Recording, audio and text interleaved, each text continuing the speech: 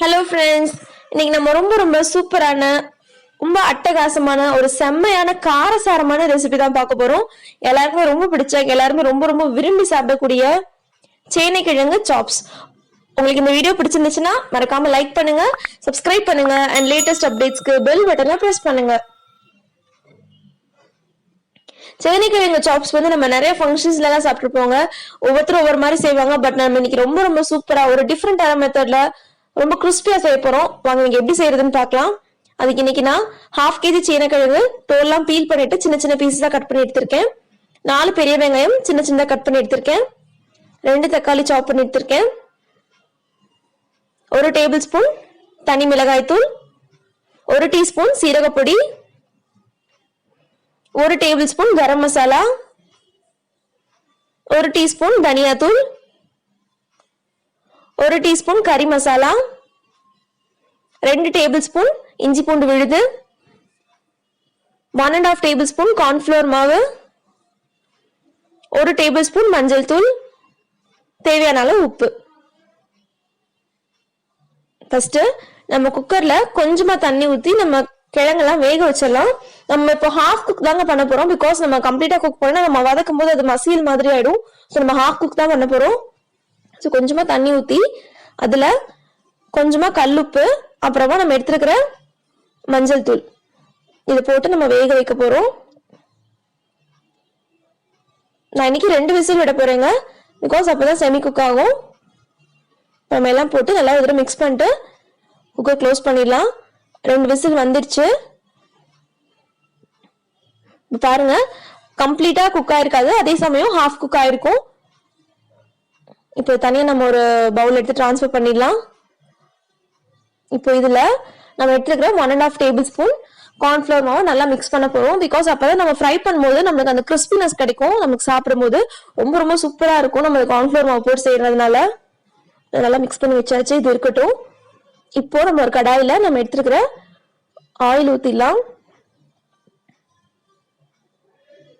First நம்ம இப்போ cornflour மாவு போட்டு மிக்ஸ் பண்ணி வச்சிருக்கிற அந்த சேனை கிழங்கு எல்லாத்தையுமே ஒரு மைல்டு ஃப்ரை பண்ண போறோங்க.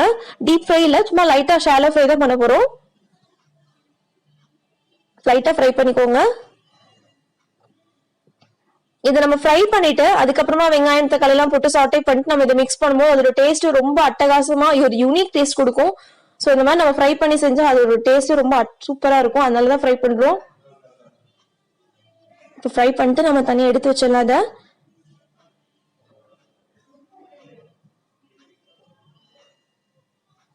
பாருங்க, ரொம்ப சூப்பரா கிறிஸ்பியா இருக்கு. இதுவே சாப்பிட்றதுக்கு அவ்வளவு சூப்பரா இருக்குங்க.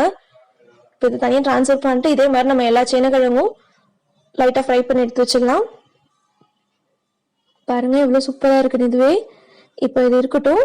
இப்போ பேரலா அதே பேன்ல நம்ம எடுத்துக்கிற மசாலா எல்லாம் போட்டலாம். சீரகப்பொடி போட்டிருக்கேன் நானு, தனியாத்தூள். நம்ம அந்த எண்ணெய் கொதிக்கும் போது நம்ம இதை போடுறதால அதோட ஃபிளேவர் வந்து இன்னும் கொஞ்சம் சூப்பரா இருக்குங்க. நம்ம தனி மிளகாய் தூள் மட்டும் நம்ம வந்து சேனைக்கிழங்கு போட்டதுக்கு அப்புறம் போட்டுட்டு மற்ற எல்லா மசாலாவுமே நம்ம இப்போ போட்டு அதுக்கப்புறம் தான் நம்ம வெங்காயத்தை ஃப்ரை பண்ண போறோம். பிகாஸ் நம்ம இந்த மாதிரி எண்ணெயில போட்டுட்டு நம்ம அதுக்கப்புறமா நம்ம வெங்காயம் போட்டு ஃப்ரை பண்ணுவோம். அதோட டேஸ்ட் வந்து கொஞ்சம் டிஃப்ரெண்டா இருக்கும். அது வந்து சேனைக்கிழங்கு ரொம்ப சூப்பரா இருக்கும். ஸோ மசாலாலாம் போட்டுட்டு நம்ம சாப் பண்ணி வச்சிருக்கிற ஆனியன் போட்டாச்சு. இப்போ இந்த ஆனியன் நல்லா வதக்கிக்கோங்க.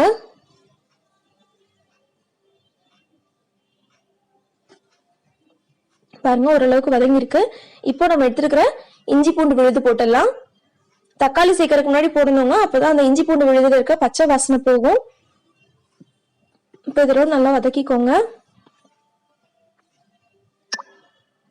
இப்போ வதங்கினதுக்கு அப்புறமா நம்ம எடுத்துருக்கிற தக்காளி போட்டலாம். தக்காளி 2 போதுங்க, வெங்காயம் தான் அதிகமா போட்டிருக்கோம். தக்காளி ரொம்ப போட்டா உங்களுக்கு ரொம்ப பிடிக்கும். ஒருவேளை உங்களுக்கு அந்த டேஸ்ட் பிடிக்கும்னா நீங்க தக்காளியும் கூட ஆட் பண்ணிக்கலாம். இன்னும் கொஞ்சம் உங்களோட டேஸ்ட்டுக்கு தகுந்த மாதிரி நீங்க போட்டுக்கோங்க. இப்போ தக்காளி வதங்கிடுச்சு. இப்போ நம்ம கொஞ்சமா உப்பு போட்டுட்டு பாருங்க சூப்பரா இருக்கு. வெங்காயம் தக்காளி வதங்கி மசாலாலாம் போட்டிருக்கோம் ஆல்ரெடி. இந்த ஸ்டேஜ்ல நம்ம வறுத்து எடுத்து வச்சிருக்கிற சேனைக்கிழங்கு போட்டுடலாம்.